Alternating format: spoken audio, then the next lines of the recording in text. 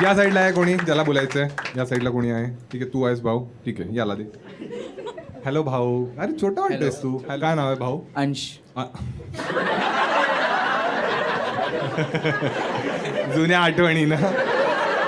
कोणी भाऊ बहीण आहे तुझे अंश? हो भाऊ आहे. काय आहेत ते? काय? त्यांचं नाव काय आहे? आदर्श. आता त्याचं बरोबर ठेवलंय.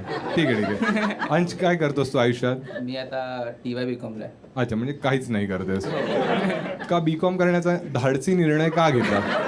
विचार केलेला की CA करू, पण नंतर मग सोडून दिला. अच्छा, मग CA पण नाही करतेस? नाही, आता दुसरं करतोय.